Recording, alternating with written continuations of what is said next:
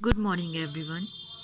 हमने अपने last lecture में प्राइवेटाइजेशन डिस्कस किया था और अब हमारा एलपीजी में से एक लास्ट टॉपिक रहता है ग्लोबलाइजेशन। तो ग्लोबलाइजेशन का मतलब ये है कि जब पहले क्या होता था, ग्लोबलाइज्ड नहीं था सब कुछ, मतलब सिर्फ अपने एक बाउंड्री तक ही सीमित था। जो भी हमारी व्यापार पूंजी श्रम वगैरह थी वो बाहर नहीं जा सकती थी, वो किसी अन्य देशों से डील नहीं कर सकती थी। लेकिन ग्लोबलाइजेशन 1991 की पॉलिसी के बाद क्या हुआ, ग्लोबलाइजेशन हो गया, वैश्वीकरण हो गया। वैश्वीकरण क्या हो गया कि इसमें देश की अर्थव्यवस्था को संसार के अन्य अर्थव्यवस्थाओं से मुक्त व्यापार पूंजी आदि से जो भी करना है वो कर सकती है। तो ये थे हमारे ग्लोबलाइजेशन का मतलब बेसिकली। इसमें हमारे क्या क्या चेंजेस आए, वैश्वीकरण से अभिप्राय अर्थव्यवस्था में आए खुलेपन, बढ़ती हुई परस्पर आर्थिक निर्भरता तथा आर्थिक एकीकरण के फैलाव से है। इसका मतलब ये है कि जब ग्लोबलाइजेशन आया तो सब कुछ क्या हो गया, ओपन हो गया। सब ओपननेस क्या हो गई, इंक्रीज हो गई इकोनॉमीज के बीच में, जिससे कि और ज़्यादा क्या हुआ, वर्ल्ड इकोनॉमी इंटीग्रेशन हुआ, इकोनॉमिक इंटीग्रेशन हुआ। ठीक है, तो इससे आपके क्या क्या चीज़ें प्रभावित हुई वो हम देखते हैं। फर्स्ट पॉइंट आता है हमारा increase in equity limit of foreign investment. पहले पूंजी क्या होती थी, सिर्फ सीमित थी कि कुल पर जो है उसमें कुछ परसेंटेज तक ही आप इन्वेस्ट कर सकते हो। लेकिन उसके बाद क्या हुआ कि आप 51% तक उसमें क्या कर सकते हो, बिना रोक टोक के आप कितने भी उसमें अपना इन्वेस्टमेंट कर सकते हो। फेमा लागू किया जिसके संबंध में, जिसमें पुर्जे, कच्चे माल वगैरह आदि से आयात के नियम भी लागू हो गए। ठीक है, दूसरा है पार्शियल कन्वर्टेबिलिटी। पार्शियल कन्वर्टेबिलिटी क्या है, इसमें वस्तुओं के जो आयात और निर्यात के लिए जो सौदे किए जा सकते थे वो काफ़ी परिवर्तनशील में काफ़ी ज़्यादा क्या हो गया, आपकी लाइबल लिबरल हो गई, सब कुछ ओपन हो गया, जिससे वो क्या कर सकते थे, आंशिक रूप से अपने भारतीय रुपयों की आंशिक रूप से परिवर्तनशील करवा सकते थे। अपने खातों की कुछ आइटम्स को भी रुपयों को परिवर्तन करा दिया जाता था, जिससे कि क्या हुआ, आंशिक परिवर्तन हुआ। आंशिक परिवर्तन से विदेशों की मुद्रा में भारतीय मुद्रा को कुछ हद तक चेंज करा दिया गया। ठीक है, जब भी उन्हें बाहर जाना होता था तो वो कुछ पैसा अपना कन्वर्ट करा सकते थे। तो इसमें ऐसा शुरू हो गया। अगला आता है लॉन्ग टर्म ट्रेड पॉलिसी। इसमें क्या हुआ, फिर ग्लोबलाइजेशन आने के बाद जो हमारे भारतीय वासी थे वो क्या करने लगे, दूसरे विदेश व्यापार नीति भी शुरू हो गई। मतलब बाहर क्या करने लगे, इम्पोर्ट और एक्सपोर्ट का काम भी शुरू हो गया। नेक्स्ट पॉइंट आता है reduction in tariffs. Reduction in tariffs का मतलब क्या है कि जो भी कर लगाए जाते थे, आयात निर्यात कर को क्या कहा जाता है, टैरिफ्स बोला जाता है। तो जो भी सीमा शुल्क वगैरह टैरिफ्स वगैरह लगाए जाते थे उनको क्या कर दिया गया, धीरे धीरे कम कर दिया गया। क्यों कम कर दिया गया, क्योंकि उसमें क्या हो रहा था, ग्लोबलाइजेशन आ गया था। इसमें हमारे कुछ और नए इकोनॉमिक रिफॉर्म्स आए हैं। वो इकोनॉमिक रिफॉर्म्स कौन कौन से हैं, फर्स्ट रिफॉर्म है हमारा फिस्कल रिफॉर्म्स। फिस्कल रिफॉर्म्स का मतलब क्या है कि जो सरकार की आय में वृद्धि को किस प्रकार किया जा सकता है और उसके जो खर्चे हैं उनको कम किस प्रकार किया जा सकता है, जिसका कि हमारे उत्पादन और हमारे कल्याण पर बुरा प्रभाव न पड़े, जिससे कि सामाजिक कल्याण पर भी बुरा प्रभाव ना पड़े और उत्पादन भी अच्छे से हो जाए, जो हमारे घाटे हैं वो कम हो जाए और जो हमारी वृद्धि है, जो हमारी आय है वो ज़्यादा हो जाए। तो ये फिजिकल रिफॉर्म हुआ। सेकंड, इससे टैक्सेशन सिस्टम जो हुआ वो टैक्स ज़्यादा लगने लगे कुछ हद तक, जिससे कि क्या हुआ, आय बढ़ गई किसकी, सरकार की। और दूसरी चीज़, जो टैक्स ज़्यादा लगते थे वो टैक्स कम होने लगे लिबरलाइजेशन होने के बाद, प्राइवेटाइजेशन होने के बाद, जिसकी वजह से जो उद्योग वगैरह थे उन पर कम टैक्स लगने लगा। आयात कर को कम कर दिया गया, जो हमारी सब्सिडीज़ थी उनको कम कर दिया गया, और भी जो जीएसटी वगैरह थे उनको भी कम कर दिया गया, जिसकी वजह से ये सब कुछ क्या हो गया, बहुत इजी हो गया। सेकंड आता है हमारा फाइनेंशियल रिफॉर्म्स। फाइनेंशियल रिफॉर्म्स में क्या हुई, हमारी लिक्विडिटी रेशियो जो है उसका जो अनुपात है वो भी आपका ठीक हो गया। बैंकिंग प्रणाली में एसएलआर और सीआरआर के जो सिस्टम थे वो भी ठीक हो गए। तो फाइनेंशियल रिफॉर्म्स भी आए गए हमारे पास। तो ये कुछ रिफॉर्म्स थे। अब हम देखते हैं कि एलपीजी पॉलिसी के क्या पॉजिटिव और क्या नेगेटिव, इनके रिफॉर्म्स के क्या नेगेटिव और क्या पॉजिटिव सकारात्मक प्रभाव पड़े हैं। तो इसमें जो पॉजिटिव प्रभाव पड़े हैं, फर्स्ट आता है एक जीवांत अर्थव्यवस्था। उदारीकरण, निजीकरण और ग्लोबलाइजेशन, वैश्वीकरण के आने के बाद जो अर्थव्यवस्था बिल्कुल गतिहीन हो गई थी उसमें क्या आ गई, गति आ गई। जीडीपी जो है वो धीरे धीरे क्या होने लगी, इंक्रीज होने लगी। ठीक है, तो ये उसमें पॉजिटिव एस्पेक्ट आया। दूसरी चीज़, औद्योगिक उत्पादन के लिए सफूर्तिदायक।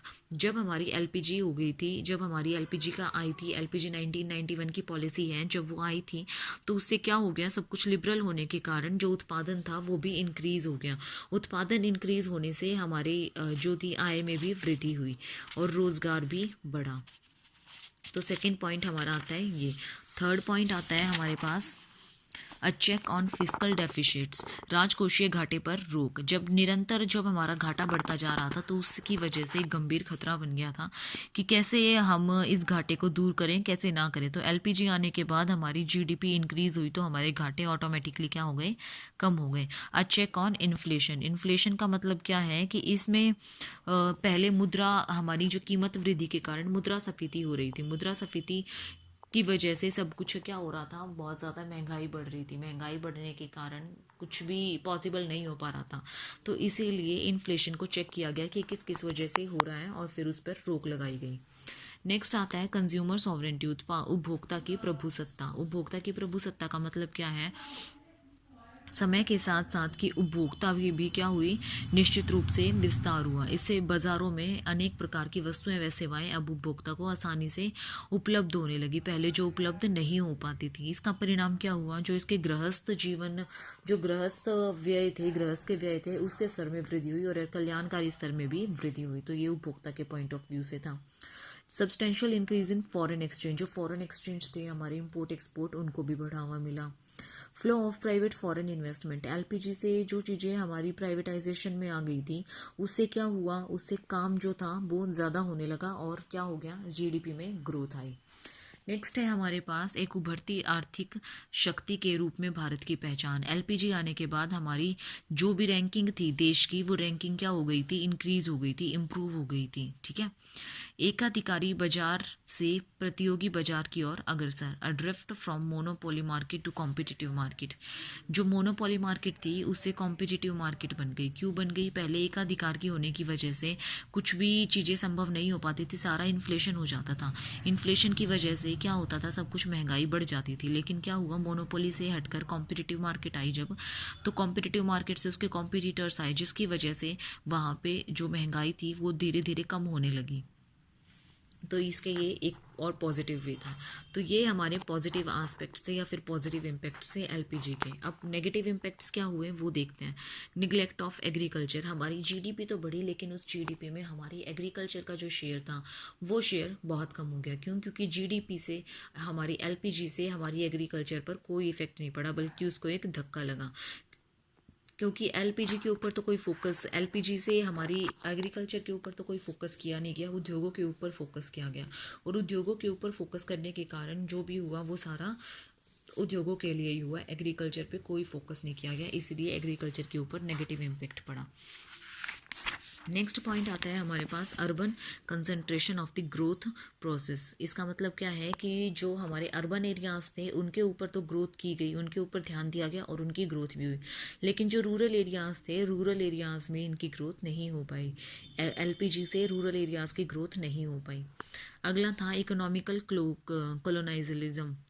कॉलोनियलिज्म। तो इसका मतलब क्या हुआ कि जो एमएनसीज वगैरह आई, एमएनसीज से जो मार्जिनलाइज वगैरह, मतलब जो एमएनसीज वगैरह आई, एमएनसी से औपनिवेशवाद तो हुआ। औपनिवेशवाद होने के कारण जो अर्थव्यवस्था पर अपना प्रभुत्व जमा रही थी जो एमएनसीज, हमें फिर इस प्रकार की ऐसी स्थिति ना झेलनी पड़े जिसकी वजह से हम पीछे खिसकते जा रहे हैं। इसलिए ये इसके एमएनसीज आने की वजह से हम क्या हो गए, पीछे पीछे खिसकते जाने लग जाएंगे, अपने देश की जो चीज़ें हैं उसको छोड़ने लग जाएंगे। तो इसीलिए ये इसका एक और नेगेटिव इम्पैक्ट हुआ। उपभोक्तावाद का फैलाव, उपभोक्तावाद के फैलाव से क्या हुआ कि जो उपभोक्तावाद के फैलाव से मतलब ये है कि वो क्या करने लगे, पश्चिमी सभ्यता को अपनाने लगे। पश्चिमी सभ्यता को अपनाने लगे तो उसके लिए उन्हें महंगी महंगी चीज़ें खरीदनी पड़ती थी, जिसके लिए उन्हें उधार लेना पड़ता था, और उधार की वजह से वो इस चीज़ में धंसते ही चले गए, जिसकी वजह से क्या हुआ, कंज्यूमरिज्म का भी एक बुरा इफेक्ट पड़ा। कल्चरल इरोजन, वैश्वीकरण के कारण जो पश्चिमी सभ्यता हमारे यहाँ आई उससे हमारी कल्चर पे भी बहुत बड़ा इफेक्ट पड़ा है। कल्चर में बहुत बड़ा इफेक्ट इन द सेंस, जो समाज में लोग